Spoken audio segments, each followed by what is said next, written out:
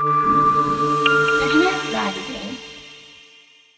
Nelson Mendez with CityNet Magazine, and today we're here with Ethan Sachs. This is a great opportunity. Tell us a bit about yourself. Sure. So I was a 20-year journalist at the New York Daily News, and either career change, midlife crisis, whatever. I ended up in comics. I'm probably best known for Old Man Hawkeye and a whole bunch of Star Wars titles for Marvel. I have a creator-owned that I did with my daughter that's a suicide prevention theme called A Haunted Girl from Image Comics. So yeah, I'm happy to talk about whatever you want to talk about today. Awesome, and I guess that means I do have a question for you. What is your opinion on AI?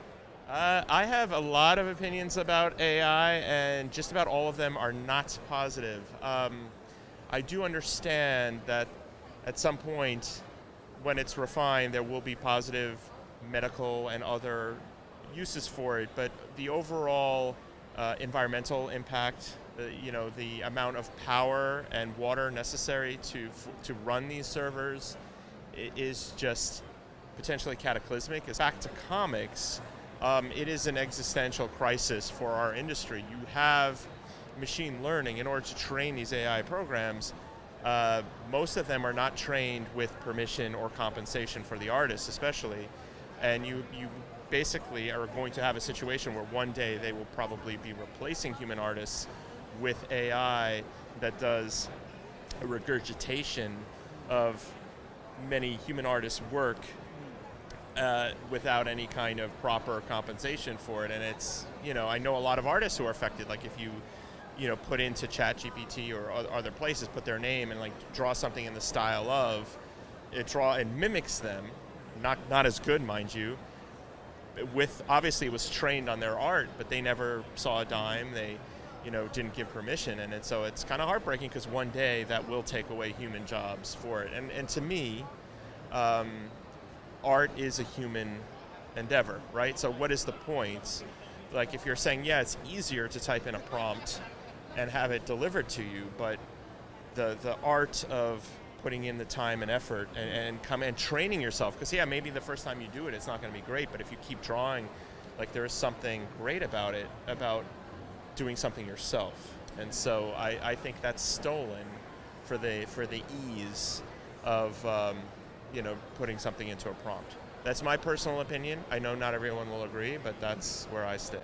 I was talking to a few other people, and I know someone mentioned essentially whenever they invest a little bit of their soul into like either seeing an art or maybe reading something or even music, when they find out afterwards that it's AI, it feels like they were cheated.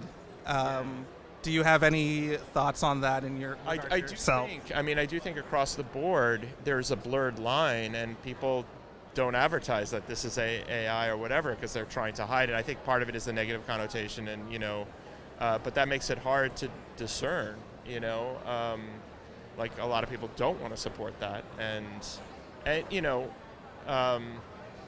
I feel like it should be. You should know exactly what you're consuming, like where it's coming from. I think that's only fair. So I wish people were a little less duplicit about it. Like there have been one or two, and I won't name names, like covers where it was people dissected it and it was like, yeah, this was done with AI and here's like some evidence for it or whatever, but it was just thrown out as if it was done entirely by a human artist. And so I think it's kind of a little shady, not to be clear on that. And given how AI seems like it's basically here to stay, do you think you yourself would be able to use it as a tool to refine your work, or do you prefer to stick to that more internal creational process? Yeah, I would never use AI. I can't think of it, certainly not for my job.